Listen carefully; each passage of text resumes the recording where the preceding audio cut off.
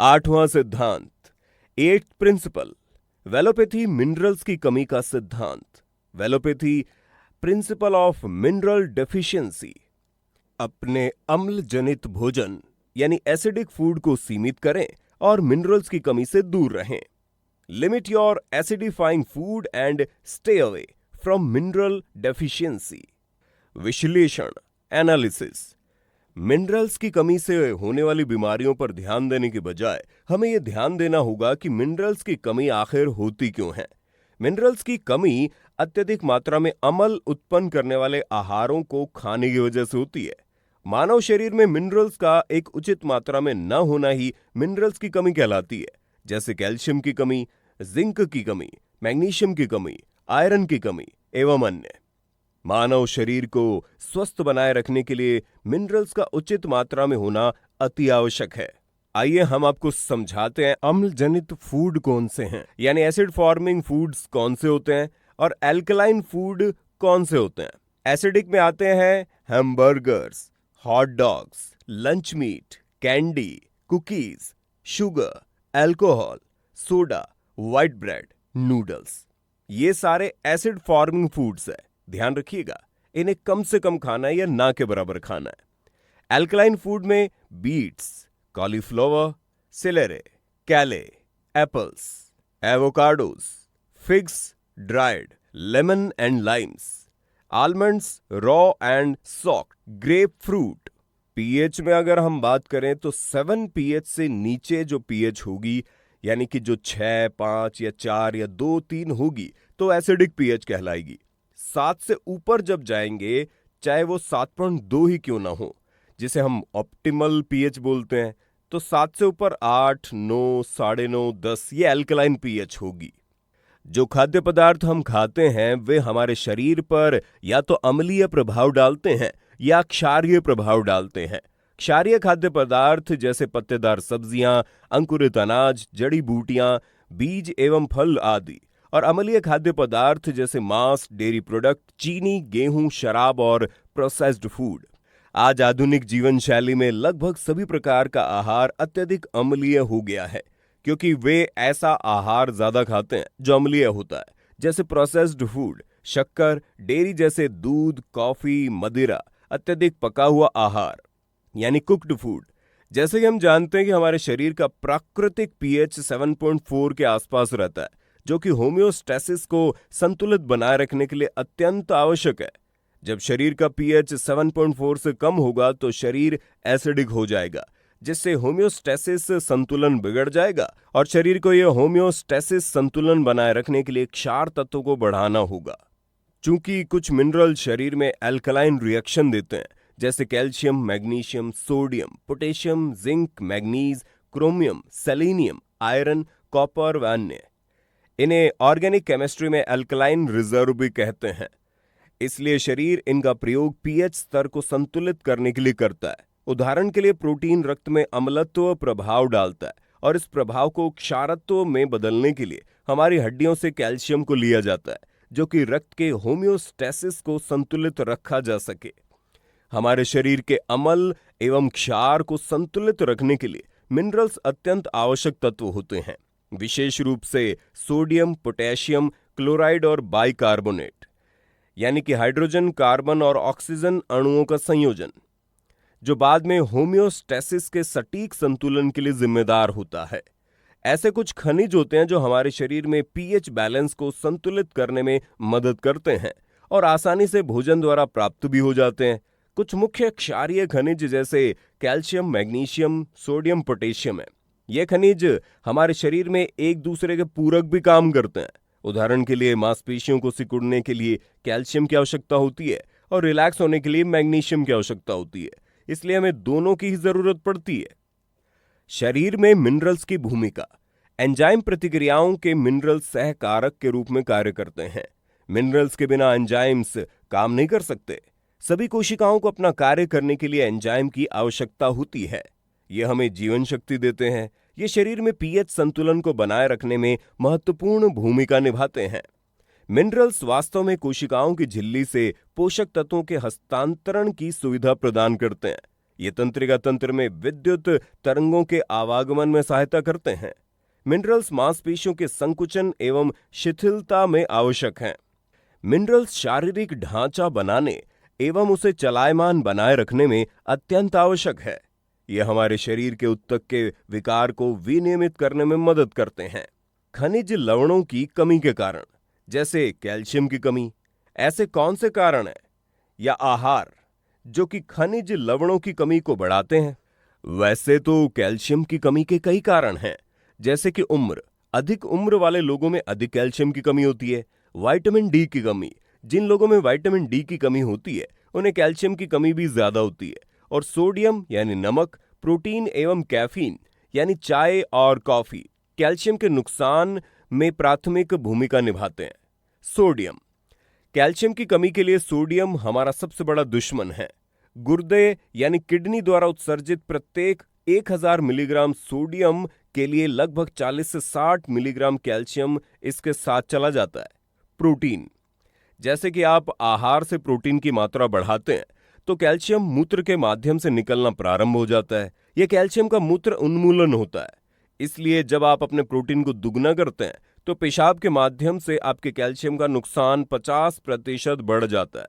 जब डेयरी उत्पादों की बात आती है तो उनसे प्राप्त होने वाले प्रोटीन के कारण कैल्शियम का नुकसान विशेष रूप से बढ़ जाता है, जिसे हमेशा सर्वश्रेष्ठ कैल्शियम स्रोतों में से एक माना जाता है। आप दूध से प्राप्त कैल्शियम को 1/5 खो देते हैं एवं चीज से प्राप्त कैल्शियम 2/5 से ज्यादा हिस्सा खो देते हैं।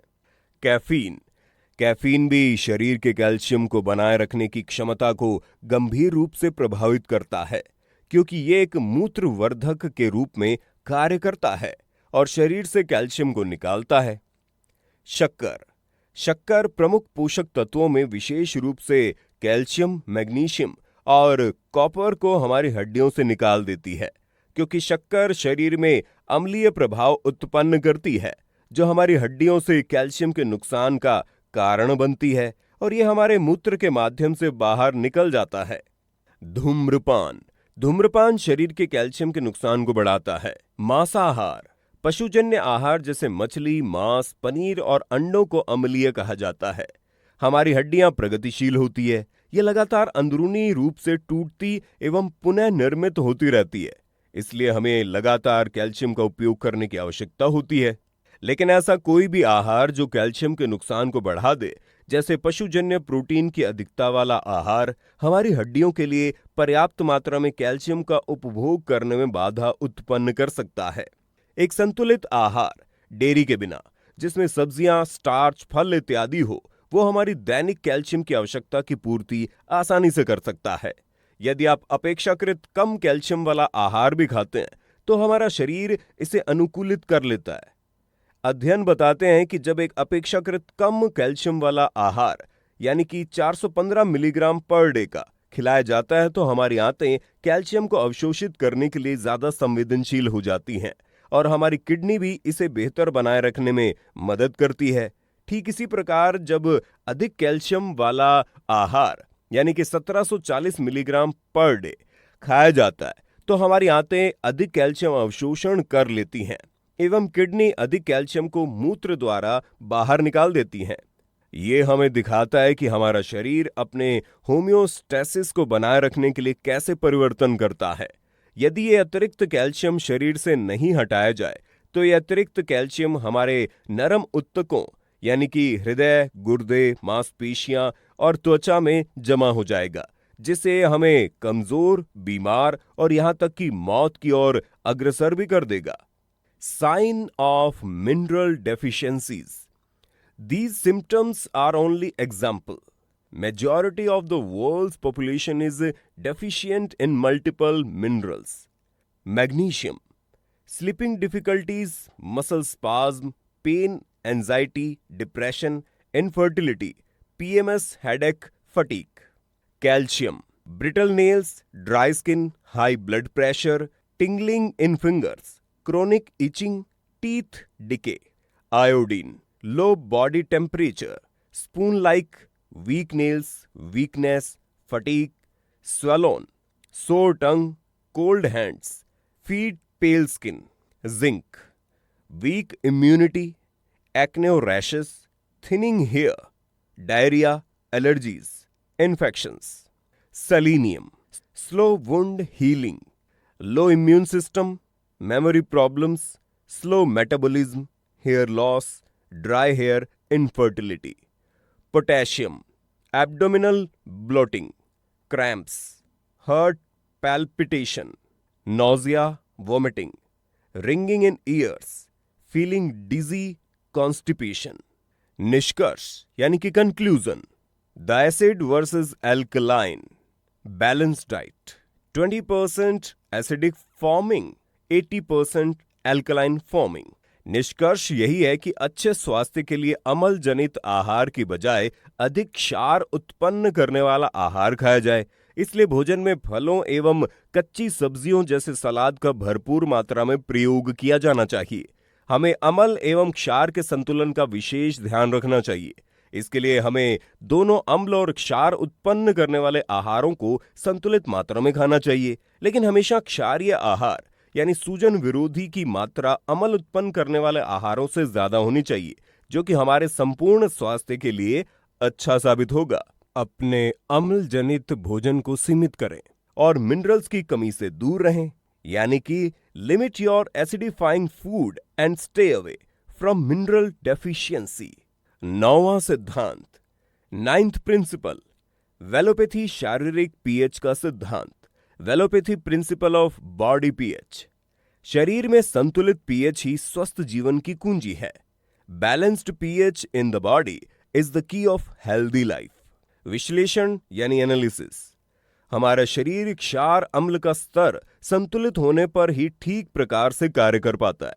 क्षार अम्ल के संतुलित स्तर को मापने का पैमाना पीएच वैल्यू होता है, जिसे आम भाषा में पीएच स्तर भी कहा जाता है। ये माप पैमाना यानी मेजरमेंट स्केल 1 से 14 के मध्य होता है। 1 अर्थात अत्यधिक अम्लीय, 14 अर्थात अत्यधिक क्षारीय एवं सामान्य मान 7 होता है। दूसरे शब्दों में यदि किसी चीज का पीएच स्तर 7 से कम हो तो उसे एसिडिक यानी अम्लीय कहा जाता है, और यदि पीएच का स्तर 7 से ज्यादा हो तो उसे अल्कलाइन कहा जाता है। 1 से 7 तक पीएच लेवल अम्लीय रहता है और 7 से लेकर 14 तक लेवल को क्षारीय कहा जाता है। एक स्वस्थ व्यक्ति का पीएच स्तर का मान 7.35 से 7.45 के मध्य रहता है। यदि पीएच स्केल पर अम्लीयता का स्तर ज्यादा हो जाए या क्षारीय का स्तर 7 से नीचे की ओर चला जाए तो इसे पीएच का असामान्य स्तर कहा जाएगा, और इसके कारण बहुत सी समस्याएं शरीर में पैदा हो सकती हैं। हालांकि शरीर में कुछ अंग ऐसे हैं जो सामान्य से अधिक पीएच स्तर रखते हैं, जैसे पेट स्वाभाविक रूप से ही बहुत अम्लीय है पेट में एसिड के कारण, जबकि अग्नाशय यानी पैंक्रियास का स्राव क्षारीय होता है और छोटी आंत में अम्ल को निष्क्रिय कर देता है। यदि एक अम्ल भी एक क्षारीय को मारता है तो एक तटस्थ यानी न्यूट्रल नमक अणु या सॉल्ट मॉलिक्यूल का निर्माण करता है, जिसे किसी भी नुकसान के बिना उत्सर्जित किया जा सकता है। यदि शरीर क्षारत्व की तुलना में अम्लत्व का स्तर बढ़ जाए तो शरीर अम्ल से छुटकारा नहीं पा सकेगा, जिससे शरीर में पीएच का स्तर अम्लीय होने लगेगा। और जैसा कि हम जानते हैं कि शरीर अपने होम्योस्टेसिस स्तर का संतुलित बनाए रखने के लिए शरीर में अम्ल को न्यूट्रल करने वाले अल्कलाइन मिनरल्स को हमारी बॉडी से निकाल देगा, जिसके कारण खनिज तत्वों की कमी भी आ सकती है। ये सब यदाकदा हो तो शरीर इसे संतुलित कर सकता है, लेकिन यदि हम लगातार अम्लीय भोजन को खाकर अम्ल स्तर को बढ़ाएंगे तो शरीर में पीएच का स्तर असामान्य हो जाएगा और इसके कारण बहुत सी समस्याएं शरीर में पैदा हो जाएंगी। मानव शरीर में संक्रमण का खतरा भी क्षारीय तत्वों की कमी के कारण होता है, और ये परजीवी भी मानव शरीर में अम्लीयता बढ़ने से ही पनपते हैं। पीएच के संतुलन को एसिड बेस बैलेंस के रूप में जाना जाता है। शरीर निरंतर अम्लीयता और क्षारीयता को आहार विकल्पों के माध्यम से संतुलित करने में लगा रहता है। फेफड़े और गुर्दे प्राथमिक अंग है, जिनके द्वारा शरीर एसिड और बेस की आपूर्ति को नियंत्रित करता है। आमतौर पर शरीर थोड़ी सी कठिनाई के साथ एसिड बेस बैलेंस बनाए रखने में सक्षम होता है। ये केवल तभी है जब हमारे शरीर को इस काम को करने के लिए पर्याप्त मात्रा में कच्ची सामग्री यानी रॉ मटेरियल जैसे क्षारीय आहार नहीं मिल पाते हैं, जिसका मुख्य कारण हमारी आधुनिक भोजन शैली है, जिसमें कच्चा आहार कम एवं पका हुआ या प्रोसेस्ड फूड ज्यादा होता है। एसिड बेस बैलेंस में भी छोटा सा बदलाव हमारे शरीर के भीतर कोशिकाओं के सामान्य कार्य पर नाटकीय प्रभाव डाल सकता है। आप अपने शरीर के कुछ बदलावों और लक्षणों के आधार पर पीएच के असंतुलन का अंदाजा लगा सकते हैं। पीएच के अनियमित होने के कुछ लक्षण: थकान, वजन कम या ज्यादा होना, तनाव, हृदय में सूजन, शरीर में सूजन, इरिटेबल बाउल सिंड्रोम, मुहासे, मुंह के छाले, मांसपेशियों का दर्द, खाद्य पदार्थों से होने वाली एलर्जी, असामान्य धड़कन, नींद न आना, ध्यान केंद्रित न कर पाना, पसीने में बदबू आना। एसिड बेस बैलेंस के लिए आहार सबसे ज्यादा जिम्मेदार है।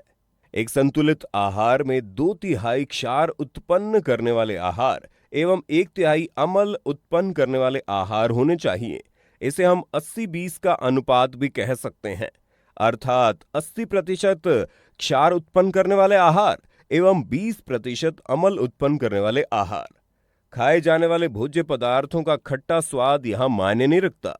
उदाहरण के लिए नींबू खट्टा होता है, लेकिन शरीर में चयापचय की क्रिया के दौरान क्षारत्व उत्पन्न करता है। क्षार उत्पन्न करने वाले आहार: सब्जियां, सलाद, फल। न्यूट्रल आहार में होते हैं शुद्ध तेल, पानी। अम्ल उत्पन्न करने वाले आहार: मांसाहार जैसे मछली, अंडे, मुर्गी, डेयरी उत्पाद। चयापचय की क्रिया के दौरान अम्ल उत्पन्न करने वाले आहार: शक्कर यानी चीनी, मिठाई, गेहूं के आटे के उत्पाद, रिफाइंड राइस, कॉफी, शराब, पास्ता, अनाज और रोटी, विशेष रूप से गेहूं की रोटी। व्यायाम से शरीर संतुलन में मदद: आपका न्यून पोषण वाला भोजन ही नहीं, वरन व्यायाम में कमी, परिणाम स्वरूप धीमी श्वास भी आपके शरीर को अधिक अम्लीय बना देती है। यदि आप प्रतिदिन थोड़ा व्यायाम करते हैं और लंबी गहरी सांसें लेते हैं, जिससे शरीर में से और अधिक मात्रा में कार्बन डाइऑक्साइड निष्कासित हो जाएगी। हालांकि व्यायाम हमेशा स्वच्छ एवं बाहरी वातावरण में करना चाहिए। दैनिक कार्डियो एक्सरसाइज यानी व्यायाम का एक प्रकार आपके लिए अच्छा रहता है।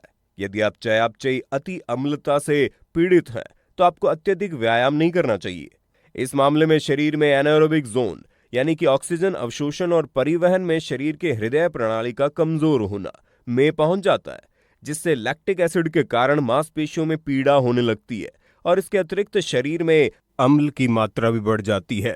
आंतों में विकार, क्रोध और तनाव से भी शरीर में अधिक अम्ल बनता है। आंतों को उच्च प्रकार के फाइबर वाले आहार एवं व्यायाम द्वारा सक्रिय किया जा सकता है, जिससे आंतों में आहार कम सड़ेगा और फर्मेंटेड भी कम होगा। पीने के पानी की पर्याप्त मात्रा एसिड को बाहर निकालने के लिए गुर्दों को प्रेरित करता है।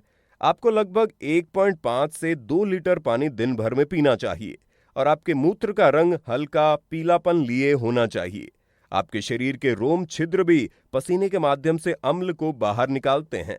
इसलिए यदि आप सोना बाथ या स्टीम बाथ लेते हैं, तो ये आपके पीएच संतुलन में काफी मदद कर सकता है। वेलोपैथी टिप्स: बीमारी की मुख्य जड़ को ढूंढो और उसे हटाओ। बीमारी के लक्षण अपने आप खत्म हो जाएंगे।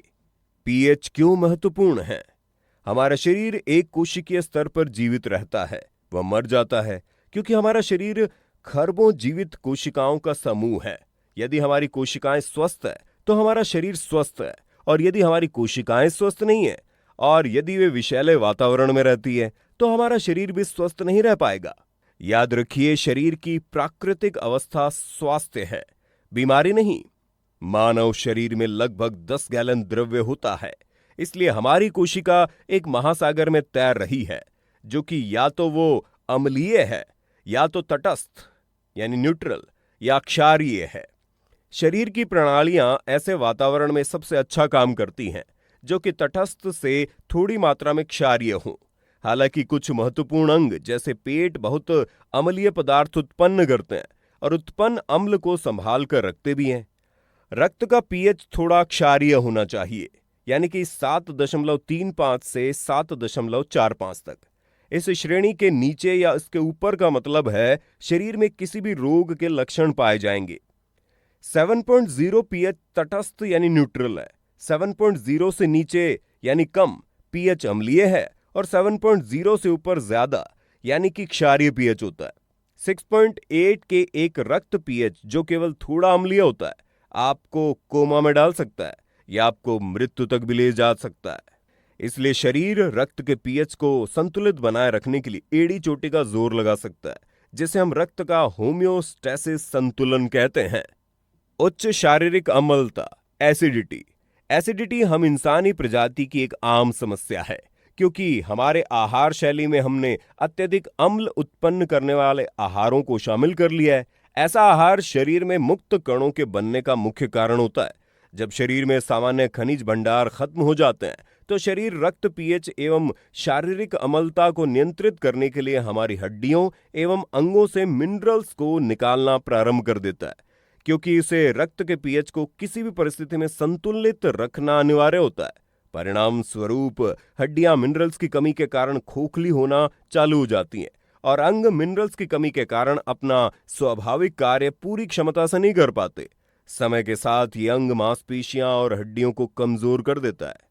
उच्च अम्लता से होने वाली कुछ सामान्य स्वास्थ्य समस्याएं: फ्री रेडिकल्स बनने के कारण क्षति होना, मूत्राशय एवं गुर्दों में समस्याएं, कार्डियोवास्कुलर की कमजोरी, प्रतिरक्षा प्रणाली की कमजोरी, अधिक एसिड निर्माण की वजह से जोड़ों में दर्द, ऊर्जा में कमी, ऑस्टियोपोरोसिस, परिणाम स्वरूप हड्डियों का भंगुर हो जाना, हिप फ्रैक्चर होना, वजन बढ़ना।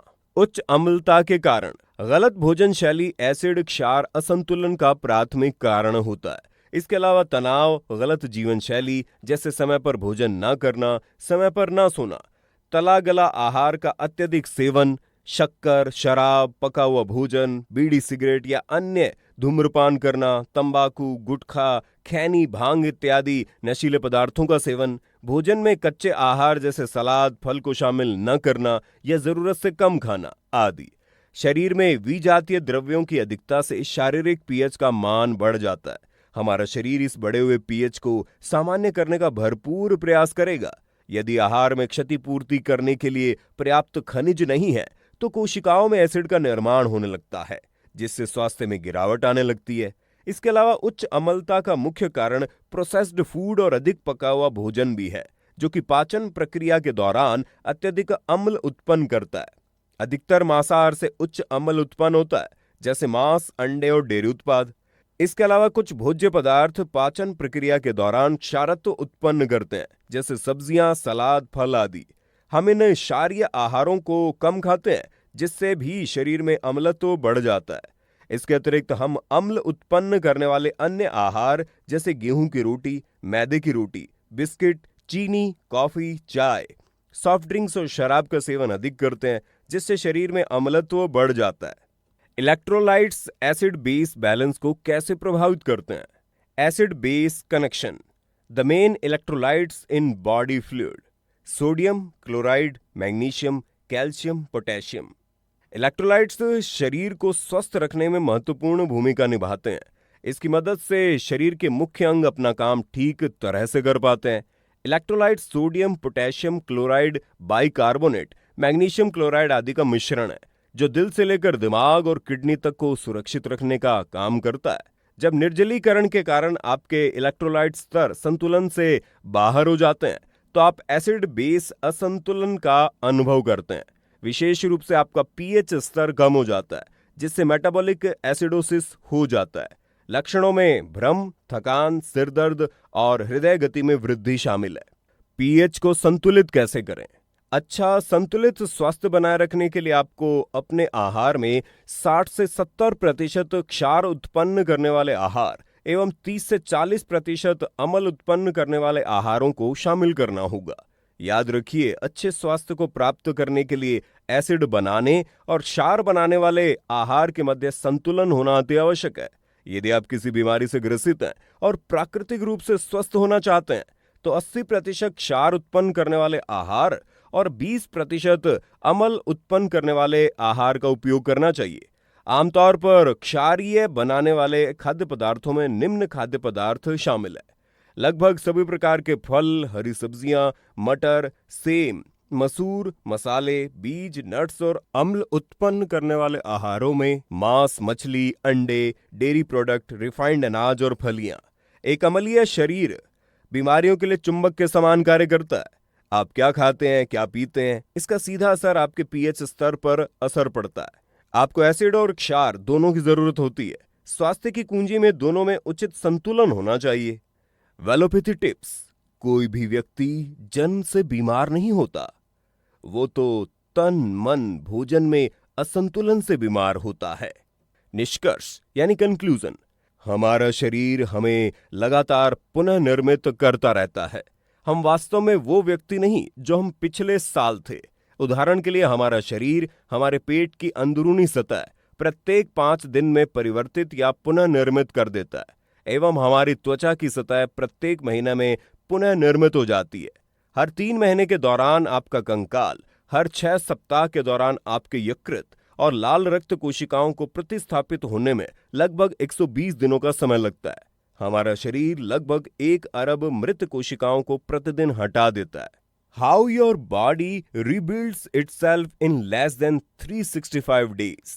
Brain 1 year, blood 4 months, skin 1 month, lungs 2 to 3 weeks, bones 3 months, DNA 2 months, liver 1 weeks, stomach 5 days. आज जो कुछ भी आप खाते हैं उसका सीधा असर आपके आने वाले कल पर होता है। ये या तो अच्छा हो सकता है या बुरा। ये सब कुछ आपके भोजन के चयन पर निर्भर करता है। आप आपके आने वाले कल के लिए जिस प्रकार के शरीर का निर्माण कर रहे हैं उस पर सीधा असर आपके द्वारा खाए गए भोजन का पड़ता है। आपके द्वारा बाहर निकाले गए मल से ज्यादा महत्वपूर्ण है वो मल जो आपके शरीर के अंदर रह गया है। आप जिस हवा में सांस ले रहे हैं, आप जो तरल पदार्थ पी रहे हैं और जो तनाव आप महसूस कर रहे हैं, उस पर आप कैसे प्रत्युत्तर देते हैं या जो कुछ भी आप करते हैं वो आपके नए शरीर को प्रभावित करता है जिसे आज आप अपने लिए बना रहे हैं। दीर्घकालीन एसिड उत्पन्न करने वाले आहारों का सेवन करने से कोशिका स्तर पर विषैला वातावरण निर्मित हो जाता है। यदि कोशिकाएं अपना कार्य सही ढंग से नहीं कर पाएंगी तो शरीर अपना कार्य सही ढंग से नहीं कर पाएगा। दूसरी ओर एक संतुलित क्षार अम्ल वाला आहार कोशिका स्तर पर एक ऐसा वातावरण बनाता है जो कोशिकीय स्वास्थ्य के लिए अनुकूल होता है, जिससे संपूर्ण स्वास्थ्य की प्राप्ति होती है। शरीर में संतुलित पीएच ही स्वस्थ जीवन की कुंजी है। Balanced pH in the body is the key of healthy life.